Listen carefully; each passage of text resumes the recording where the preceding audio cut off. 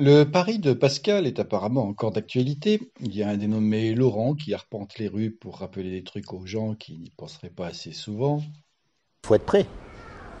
Une fois qu'on est mort, on va être jugé. Et souvent, les discussions sur Internet autour de la religion se terminent par un Rendez-vous le jour du jugement dernier, tu auras la réponse. ou, pour le cas où l'allusion ne serait pas suffisamment précise, Mais je crains que certains le regrettent. ou encore là, quelqu'un qui termine une longue tirade prétendant démontrer l'existence de Dieu par Cependant, la preuve irréfutable arrivera le jour du jugement dernier, au moment où il sera trop tard, et ils les auront finalement leurs preuves irréfutables et à profusion, mais en enfer. Bref, la menace de l'enfer est bien présente chez certains et on peut se demander si cela n'engendre pas une certaine souffrance, en fin de compte, hein, puisque c'est une peur, quoi, directement, mais aussi indirectement, d'ailleurs, du fait de certains comportements induits. J'ai déjà fait une vidéo prétendant corriger le pari de Pascal, et d'ailleurs je ne suis pas le seul à prétendre le réfuter, Le pari de Pascal a été réfuté plein de fois. mais je me suis rendu compte que ces réfutations n'étaient pas complètement satisfaisantes. En fait, ce sont des personnes venues contester mon raisonnement dans les commentaires donc, de ma vidéo dont je viens de parler, qui m'ont amené à approfondir un peu plus la question et ainsi à découvrir des choses intéressantes concernant les probabilités, mais pas seulement, choses que je vais donc partager avec vous maintenant.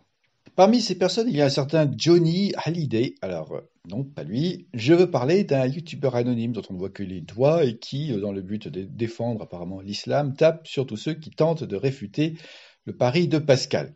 D'ailleurs, il m'a promis un sort peu enviable. Oh là là, j'ai peur.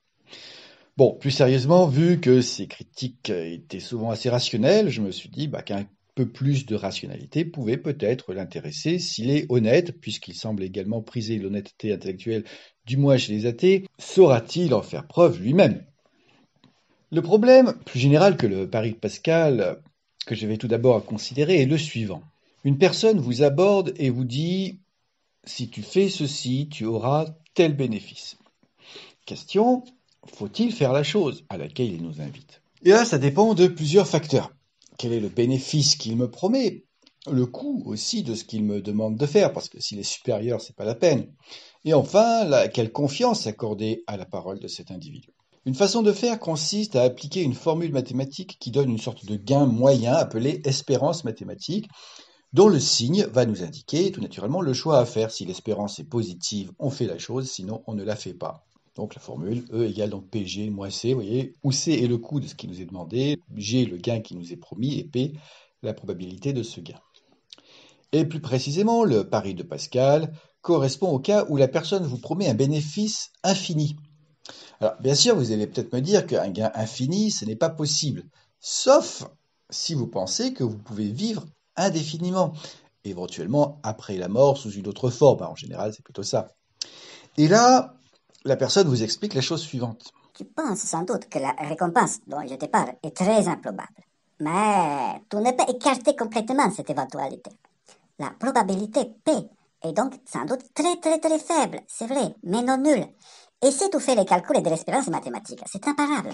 L'infini multiplié par un nombre strictement positif, quel qu'il soit, même aussi petit que l'on veut, ça fait toujours l'infini. Et bien sûr, on peut lui retrancher n'importe quel coût fini, ça fait toujours l'infini.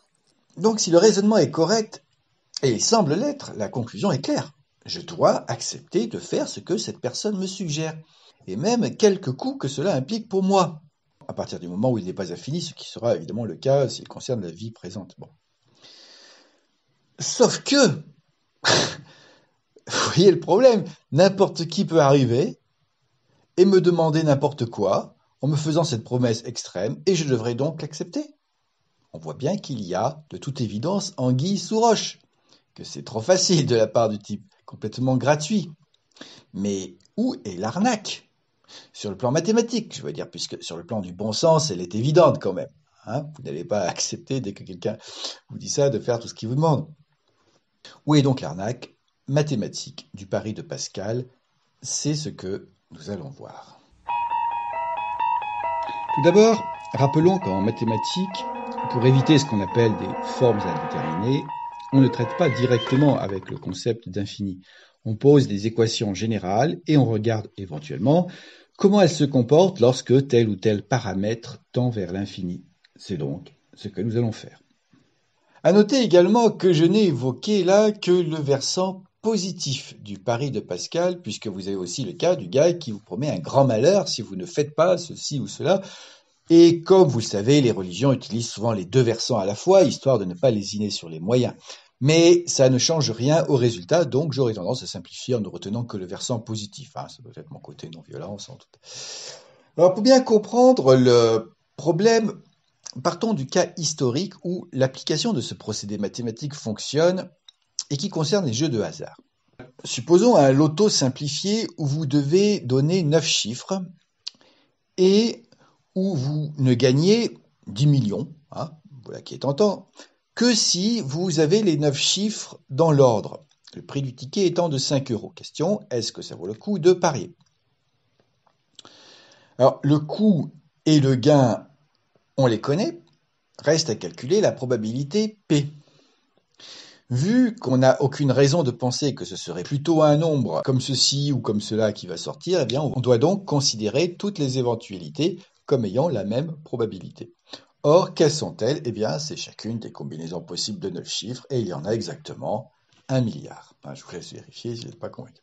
La probabilité d'obtenir les bons chiffres dans l'ordre vaut donc exactement 1 milliardième, d'où l'on tire l'espérance mathématique. Donc 10 puissance moins 9 fois 10 puissance 7, donc ce qui fait 10 puissance moins 2, 1 centième, moins 5 égale moins 4,99 €. Et l'on en déduit que l'on n'a pas intérêt à jouer, malgré l'attrait que pouvait constituer le gain possible. Alors, en général, vous n'avez pas intérêt à jouer au jeu de hasard pour une raison économique. Les organisateurs dotent les prix d'un montant inférieur à la recette de la vente des tickets et gardent le reste. Donc, en moyenne, vous obtenez moins que ce que vous avez misé. Alors, ça fonctionne quand même parce que les gens ne prennent pas leurs décisions rationnellement, mais se laissent influencer par leurs désirs, comme en matière de religion d'ailleurs. Et à ce propos, revenons maintenant au cas qui nous occupe, du gars qui nous avertit d'un jugement post-mortem. Une fois qu'on est mort, on va être jugé. Et là, puisque le gain, on le connaît, alors pas forcément infini, comme je disais, et le coût également, il ne nous reste plus qu'à estimer la probabilité de la véracité de son affirmation pour savoir si l'on doit faire le pari. Mais comment estimer cette probabilité? La personne, on ne la connaît pas, on ne sait pas ce qui se passe dans sa tête, et puis une récompense post-mortem, difficile de vérifier, quoi. On peut donc être tenté, pour exprimer cette incertitude, d'affecter une même probabilité de 1,5 pour chacune des deux éventualités. Une chance sur deux que la récompense me soit accordée, une chance sur deux qu'elle ne le soit pas. On a alors le gain moyen, G sur 2 moins C. Il suffit donc qu'une personne nous promette 2 fois plus que ce que nous coûte l'action demandée pour qu'il soit avantageux de l'exécuter.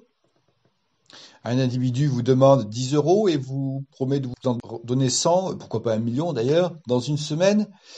Il vous demande juste de lui faire confiance. Et vous allez lui donner les 10 €? Bien sûr que non, car il est très probable qu'il s'agisse d'un escroc qui ne va rien vous donner évidemment. On voit aussi que, typiquement d'ailleurs, vous voyez, plus le gain est élevé, moins son obtention est probable. Donc plus P est faible. Donc on sent bien que cette probabilité est typiquement très faible. Ce n'est évidemment pas 1,5. Mais comment l'estimer précisément? Eh bien, pour faire cette estimation, il suffit de se rappeler ce qu'on a fait avec les jeux de hasard. On a envisagé toutes les possibilités. Il suffit de faire pareil. Alors déjà, qu'un Dieu existe, qui récompenserait certains comportements et en punirait d'autres après notre mort ou finalement on ne serait pas mort, on peut trouver cela peu probable. Mais afin de ne pas faire d'histoire, mettons que la probabilité de ça soit de 1,5, une chance sur 2. Ça ne va rien changer par la suite. Je vais d'ailleurs supposer qu'il n'existe qu'un Dieu, ce qui non plus ne change rien. Mais il reste encore une indétermination importante concernant les choses qui seront sanctionnées. Et là, de deux choses l'une. Soit on est en mesure d'avoir quelque idée de ce que Dieu va faire, de la façon dont il peut bien se manifester, de ce qu'il va éventuellement donc sanctionner. Soit l'on considère que la volonté de Dieu nous échappe, tant il nous est supérieur, et que donc on ne sait absolument pas, a priori, ce qu'il va sanctionner et s'il nous informe d'ailleurs de quelque chose et comment. C'est ce que j'appellerais respectivement l'approche vraisembliste et l'approche agnostique. Et commençons par la dernière, qui est la plus simple, puisqu'il s'agit de faire comme pour le loto, de considérer toutes les possibilités avec la même probabilité. Et je dis bien toutes. Et qu'on ne me dise pas que les révélations ayant déjà eu lieu sont plus probables.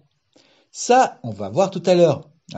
Car si vous faites cela, c'est comme si après avoir lancé 2 fois un dé, avec pour résultat, 2 et 5, vous décrétiez que les valeurs 2 et 5 sont plus probables que les autres. Très bien, bon. Or, donc, des prescriptions possibles, il y en a énormément. Mais pour estimer le gain moyen, on peut les regrouper par paquets. Celles qui demandent de faire la chose A et celles qui demandent de ne pas la faire. Ce qui fait autant de paquets qu'il y a de choses qu'il peut nous demander, dont le nombre est évidemment pratiquement infini, mais peu importe. Or, ces deux éventualités, qu'il faille faire A et ne pas le faire, ont la même probabilité, puisque l'on considère tous les cas équiprobables. Et donc, comme le montre le tableau des gains, que l'on fasse la chose A ou pas, eh bien, ça ne fait pas de différence. Quelque religion que l'on suive, du point de vue du pari de Pascal corrigé, comme je l'appelle, le bilan est le même, du moins dans l'au-delà, car sinon, sur le plan terrestre, on a juste intérêt à suivre la recommandation qui nous est la plus agréable ou la moins coûteuse. Ce qui est logique puisque le pari de Pascal se place dans une perspective hédoniste. Il s'agit de rechercher le plaisir et de fuir la souffrance. Évidemment, on voit que lorsque G tend vers l'infini, ça ne change rien. Le gain moyen est toujours le même, moins C. On voit donc que pour un agnostic complet, le pari de Pascal, effectué correctement, n'incite pas à suivre quelque religion que ce soit. Il y a croire en Dieu, évidemment. L'escroquerie s'écroule complètement. Mais qu'en est-il si l'on se met à affecter des probabilités différentes, en particulier aux différents choix législatifs possibles de Dieu? Car là, ça change tout par contre. Alors bien sûr, on peut être tenté de considérer comme improbable qu'il se livre au chantage d'une punition et d'une récompense considérable, car cela incite plutôt à un comportement égoïste qu'à un comportement moral, comme je l'ai d'ailleurs déjà expliqué ici. Entre autres invraisemblances d'ailleurs d'une telle éventualité. Mais cette discussion n'affecte pas le pari de Pascal. Celui-ci nous porte à parier par lâcheté sur le chantage le plus extrême, point. Mais par contre, une fois ce chantage posé, ce pari va nous faire pencher en faveur du comportement divin le plus vraisemblable par ailleurs. On peut par exemple évacuer certaines prescriptions qui nous sembleraient choquantes, comme, alors mettons, l'obligation de tuer des gens au hasard, par exemple. Et là, par contre, le pari de Pascal nous porte clairement à ne pas tuer des gens au hasard, comme le montre le tableau. Et puis, si G tend vers l'infini, évidemment, l'incitation est extrême. Bon, on ne va pas s'en plaindre. Autre éventualité problématique, un Dieu qui nous imposerait, par son chantage donc, de croire en certaines choses, comme en sa propre existence, par exemple. Cela pose problème parce que, fondamentalement, l'appréciation d'une chose comme vraie ou fausse se fait sur la base de l'observation et ou d'une recherche de cohérence logique de la chose en elle-même, pas sur la base d'un intérêt personnel. C'est même un processus spontané qu'il est difficile de réprimer. Clairement, cela nuirait à la liberté de penser, un peu comme dans 1984 où le narrateur se fait torturer jusqu'à reconnaître que 2 plus 2 égale 5. Par ailleurs, un Dieu adulte se ficherait bien qu'on croit en lui ou pas. Il n'est pas dans des besoins aussi puérils. Ce qui lui importerait est plutôt qu'on se conduise bien. À la limite, ce qu'il nous imposerait, c'est plutôt de raisonner correctement. Au contraire, vous voyez, sur la base de la logique et de l'observation et non pas d'un intérêt. De façon à ce que l'on agisse plus efficacement et plus en harmonie les uns avec les autres. Alors après, Dieu va-t-il imposer, vous voyez, des mœurs particulières, une façon de s'habiller, de se nourrir? Là, c'est moins évident, même si l'on peut trouver ça plutôt bizarre quand même. Alors, on peut objecter que si chacun attribue de telles probabilités hâtivement au feeling, vous voyez, chacun va se contenter de suivre finalement la religion qui lui convient sur le moment. Or, une religion, n'est-ce pas plutôt quelque chose d'unique qui dépasse les modes et autres aspirations individuelles immédiates et même les mœurs particulières de telle ou telle population à un moment donné de l'histoire. Mais entre un feeling du moment, les mœurs d'une époque, d'une part, et une logique des tendances universellement partagées, d'autre part, il est vrai qu'il y a une certaine marge quand même. Et à propos d'époque, voyons maintenant comment on pourrait affecter des probabilités différentes selon le moment où Dieu se manifeste, et même d'ailleurs le succès de sa communication. Si l'on suppose que Dieu est bienveillant, si on le voit comme un guide, ce qui est le cas en général, comme une sorte de père, ou de mère d'ailleurs, bref, il sait sans doute que nous avons besoin d'être guidés. Il va faire en sorte de transmettre son message donc à un maximum de gens. On peut donc être tenté d'attribuer une probabilité plus élevée à une religion déjà révélée. Et même parmi celles ayant déjà été, prétendument bien sûr, à celles ayant été annoncées au plus grand nombre de personnes. La balance, là, penche clairement en faveur des religions historiques.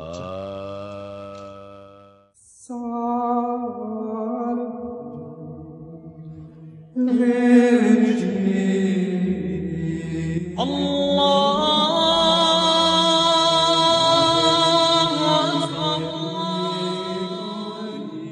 Sauf que, peut-on considérer le nombre d'adeptes d'une religion comme un argument en faveur d'une plus grande probabilité qu'elle soit réellement d'origine divine? On sait bien qu'il existe un biais humain que j'appellerais le panurgisme, une certaine crédulité qui fait que plusieurs personnes peuvent adhérer rapidement à une parole, puis les autres, voyant l'attroupement, le rejoindre, puis certains se disant que la vérité se situant le plus probablement au niveau du plus gros attroupement, le rejoindre, et vous voyez qu'il y a une sorte de cercle vicieux induisant la formation de croyances dominantes, indépendamment de la validité de celle-ci. Donc non, le nombre d'adeptes, par contre, ne peut pas être pris comme critère de vraisemblance. Mieux vaut juger directement les paroles concernées par soi-même. Et à ce propos, nous avons tenté tout à l'heure d'estimer la vraisemblance de l'origine divine d'une parole. Mais cela se heurte, c'est vrai, à notre ignorance et infériorité par rapport à Dieu. D'où l'intérêt de l'astuce suivante, vérifier la vraisemblance d'une origine humaine de telle parole, d'une mystification en somme. Car en effet, toute chose égale par ailleurs, plus l'origine humaine d'une parole est vraisemblable, moins, voyez, l'hypothèse opposée de l'origine divine l'est. Un mystificateur va tout faire pour influencer son auditoire, mais d'une façon qui souvent va créer de la violence et de la division. Déjà, si un individu prétend transmettre un message divin, au lieu que la chose apparaisse telle par elle-même, c'est suspect. Et s'il évoque le fameux chantage post-mortem, également, puisque c'est là un moyen facile de faire adhérer à son message.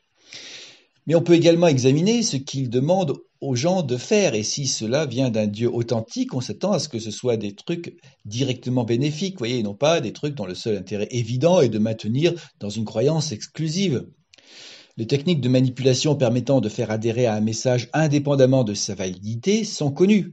Faire répéter à l'adepte des louanges, un credo régulièrement, des paroles ou des gestes d'adoration et de soumission, voire faire en sorte que l'adepte proclame publiquement sa foi, participe à des prières collectives, ou encore imposer des contraintes arbitraires. Dieu, dans sa toute-puissance, aurait-il besoin de tels procédés bassement matériels ? Autre exemple plus problématique encore, notre mystificateur pourrait faire en sorte que Dieu, entre guillemets bien sûr, qualifie les sceptiques, ceux qui font preuve d'un peu trop d'esprit critique, voyez, d'aveugles, de fauteurs de troubles, de possédés par le diable, de façon à ce que leurs critiques ne soient pas écoutées. Mais un Dieu cherchant à rassembler, doté de miséricorde, qui plus est, s'adonnerait-il à ce genre de procédés sectaires? Recourrait-il à ces poisons relationnels que sont l'ad hominem, le procès d'intention, la disqualification, voire le rejet définitif? Ne se contenterait-il pas de délivrer son message? Pire encore, un mystificateur pourrait être tenté d'inciter ses adeptes à nuire physiquement à ses détracteurs pour le cas où les procédés précédemment évoqués ne suffiraient pas. Et là, ça devient réellement préoccupant quand même. Alors enfin, une mystification pourrait aussi aboutir à des contradictions. Par exemple, une religion qui dirait que Dieu est miséricordieux, mais qu'il condamne certains à un enfer éternel. Alors là, je crois quand même qu'il y a des questions à se poser. Bref, si la révélation a probablement déjà eu lieu, effectivement, il semble que la validité, par contre, de certaines religions historiques soit pour le moins improbable. Et à propos de révélation, ne restons pas en si bon chemin et posons-nous la question de la façon dont Dieu peut bien révéler son message. Vu que dans la vie de tous les jours, l'attitude la plus efficace qui permet de réaliser des choses avec un moindre risque d'erreur sans être berné par autrui consiste à vérifier les choses par soi-même, plutôt que faire confiance aux paroles du premier congénère venu, aussi charismatique soit-il, le plus probable est qu'il transmette son message directement à chacun de nous. Mais comment, me direz-vous, surtout ceux n'ayant pas l'impression d'avoir déjà été contactés? Eh bien, il pourrait déposer ses prescriptions au fond de nous, de façon à ce qu'on les retrouve, qu'on puisse les retrouver en tout cas, par la méditation, l'expérience et la réflexion, voire la coopération et le dialogue. Mais de telles prescriptions préinscrites, en quelque sorte, sont-elles visibles quelque part? Eh bien, n'avons-nous pas tous, ou du moins la grande majorité en tout cas d'entre nous, une répulsion à tuer autrui, par exemple, une tendance naturelle même à aider autrui, alors je veux dire indépendamment de contingences qui peuvent bien entendu nous inciter à faire le contraire, comme la quête du pouvoir en général et de la possession en particulier. Et n'y a-t-il pas en nous une capacité à dominer certaines tendances sous l'impulsion d'autres, forcément, mais plus profondes? Bien sûr que nous ne nous comportons pas bien spontanément, mais force est de constater une aspiration au bien. Un Dieu omnipotent et juste se contenterait-il donc de dicter son message à un quidam dans une langue particulière en espérant que tous les humains finissent par y adhérer alors qu'il a évidemment les moyens de faire autrement? Sérieusement. Le problème aussi avec un message explicite passant par une bouche humaine est que rien ne permet d'attester avec certitude de son origine divine, parce que même si une telle révélation s'accompagne de miracles, rien ne prouve que ces miracles soient d'origine divine. On sait d'ailleurs à quel point il est facile de manipuler un auditoire par des tours de magie. Et je ne parle pas de miracles qui seraient simplement racontés des siècles après les événements, ou que d'aucuns prétendent trouver en jouant sur des interprétations plus ou moins alambiquées des textes prétendument divins. Alors certes, rien ne prouve non plus la divinité d'un message préinscrit dans le cœur et l'esprit humain, c'est juste une hypothèse, mais nettement plus vraisemblable, quoi. D'autant plus qu'elle loge tout le monde à la même enseigne, tandis que dans le cas d'une révélation localisée dans le temps et l'espace, il y a forcément des injustices entre ceux l'ayant reçu, se trouvant donc sous le chantage du paradis et de l'enfer, et les autres dont on ne sait pas très bien d'ailleurs où ils vont aller après leur mort, mais bon, on s'en fout. Donc oui, il y a des options qui sont clairement plus vraisemblables que d'autres, et donc le pari de Pascal, avec l'approche vraisembliste, nous porte clairement vers une religion précise, celle de la raison et de la bienveillance que j'avais déjà évoquée ici. Une religion démocratique qui ne demande pas de trucs saugrenus, comme croire à l'existence de Dieu, mais seulement de travailler à la réduction de la souffrance et à l'accroissement du bonheur. Mais il demeure toutefois un problème. Le pari de Pascal nous porte à suivre la version de cette religion où l'on serait sous la menace toujours de l'enfer et du paradis.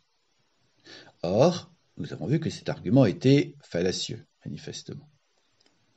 Et c'est là qu'il convient de se rappeler un truc.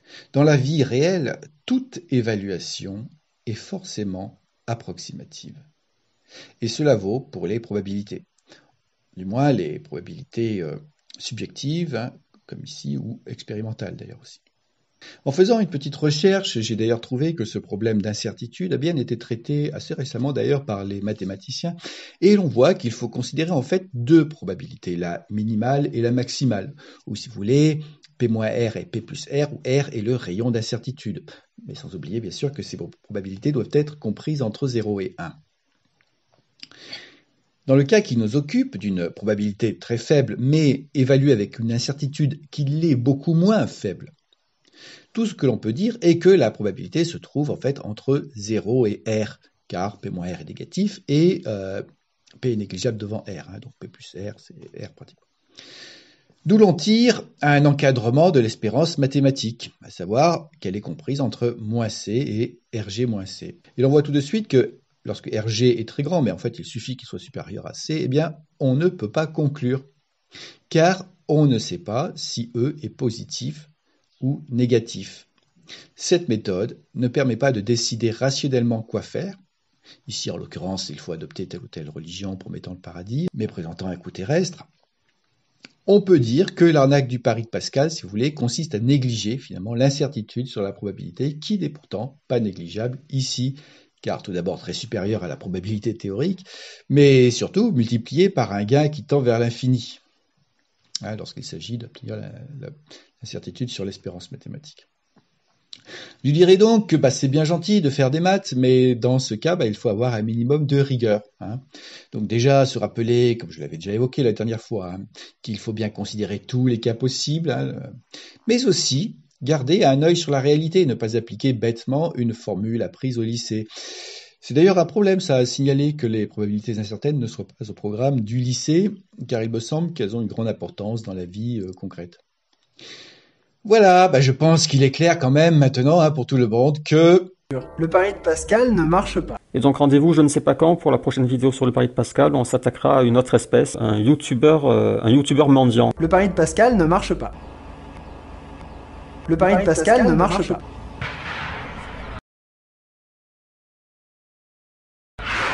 Le pari de Pascal ne marche pas.